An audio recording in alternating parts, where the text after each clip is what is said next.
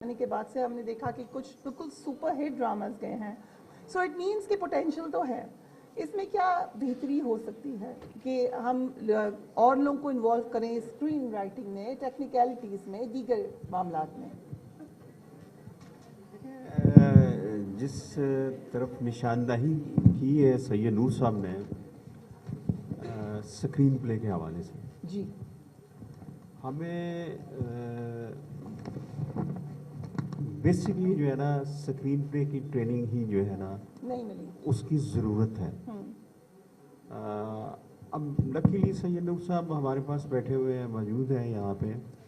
पाकिस्तान में मैं समझता हूँ कि परवेज़ मलिक साहब और सैयद नूर साहब के अलावा स्क्रीन प्ले का जो है वो टेक्निक जो है वो नहीं हमें जो है ना देखने को मिली। हम वो राइज मरवजा जो असूल है उन्हीं के ऊपर ही जो है ना वो फिल्में देखते रहे हैं। नूर साहब के हवाले से मैं इसलिए बात करूँगा कि वुदरिंग हाइट्स एक नॉवल है। वुदरिंग हाइट्स जो है वो दिलीप कुमार साहब का फेवरेट नॉवल है। ठीक, और वो 2 दफ़ा इंडिया में फिल्म बनी।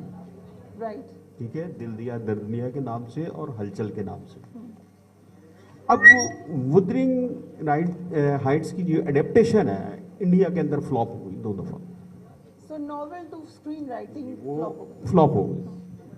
अब वही फिल्म उसी नॉवल से सैयद नूर साहब उसका स्क्रीन प्ले लिखते हैं और वो फिल्म दहलीज के नाम से बनती है और वो पाकिस्तान में सुपरहिट होती है।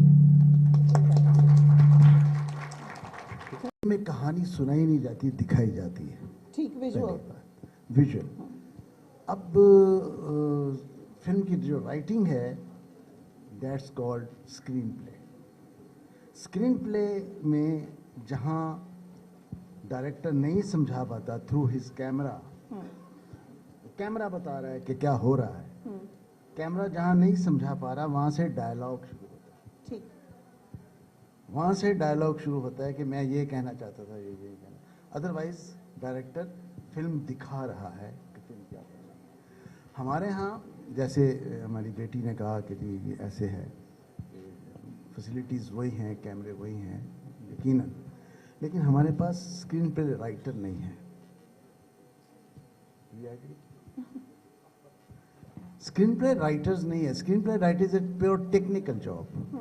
ये एक टेक्निकल जॉब है जो हम नहीं बना पाए, हमारे यहाँ पैदा नहीं हुए।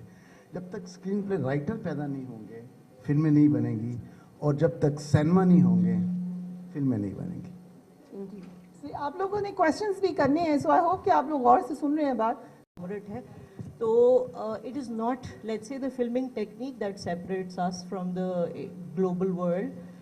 Perhaps जिस तरीके से हम कहानी सुनाते हैं, जो नैरेटिव है, जो कहानी सुनाने का तरीका है, वो कैसे क्वालिफाई करेगा। And perhaps Netflix is also not the epitome कि जी वहाँ पे अगर फिल्म पहुँच जाती है तो वो शायद सबसे कमाल बात है। अगेन ये बहुत नहीं है, आप ये कह रही हैं कि उसकी अवेलेबिलिटी ज़्यादा है, उसका it's a different platform. So Pakistan की टेक्निकलिटीज़ पर आ जाते हैं। You think they are as good as any international film?